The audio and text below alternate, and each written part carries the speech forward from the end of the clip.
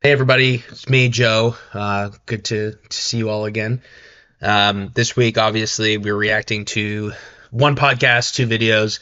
Podcast being about social media change and the way journalists adapt to it, and then the two videos being the weekly Schoolhouse Rock, which is my favorite. So starting off the social media change podcast, listened to it on my way home from work one of the days, and a few things stuck out to me. One being, or I guess multiple things all underneath one thing, that being the information crisis, because that's what one of the podcasters said, or the guest said, was like the biggest thing that she wanted to touch on. So the misinformation crisis. The first thing I pulled away from that is when she specifically said people don't trust media. Uh, Excuse me, and that is something that definitely resonated with me.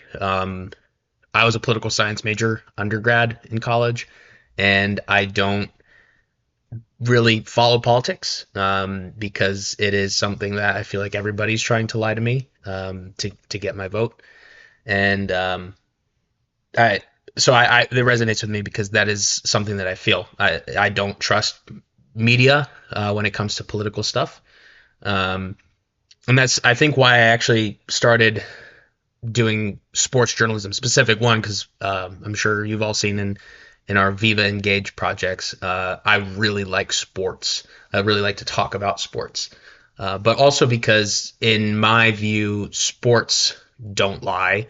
It is very easy to know that something is the truth because typically Adam Schefter reports it or Adrian Wojnarowski does or did.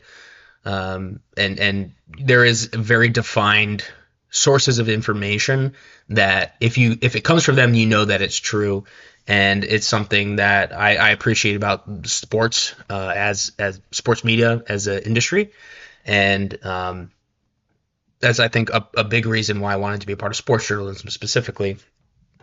Another thing they pointed out was going back to that. Sorry, real quick.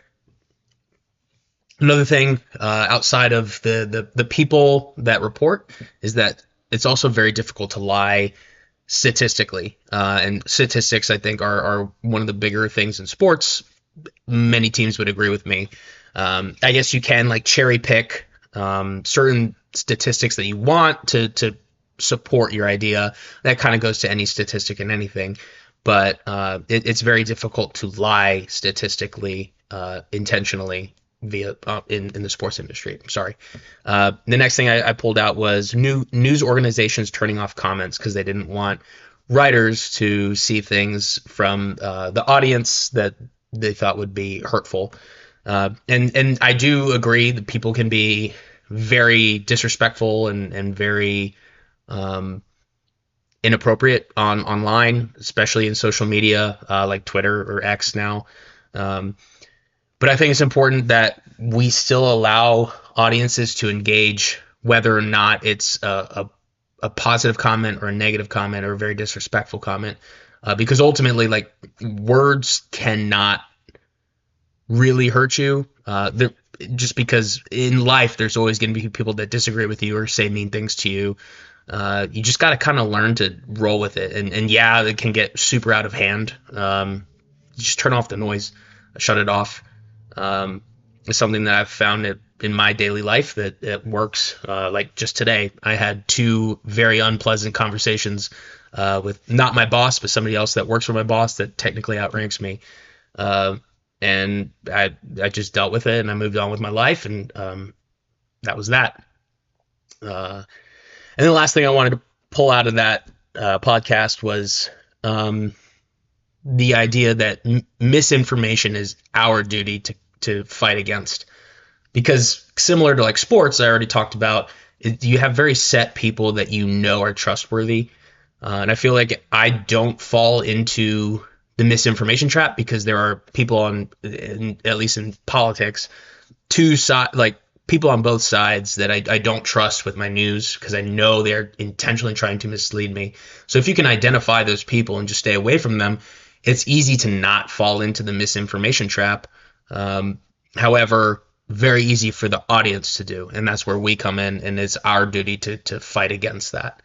And then quickly, because I'm running out of time, conjunction, junction, not anything super new, but conjunctions in conjunction with commas is something that I struggle with, specifically comma splices, which we keep talking about. And the tale of Morton, the subject and the predicate, the subject being the person, place, or thing, the predicate being what they do or did, or are going to do. And just a side note, I wish we had fun songs like this to. It's very interesting for me. I have to switch between AP format for this course and naval letter correspondence, which is a bear. It sucks to write that way, like all caps a lot of the time. And it's annoying. I wish we had Schoolhouse Rock for that. So just my 2 cents for the week. Thanks.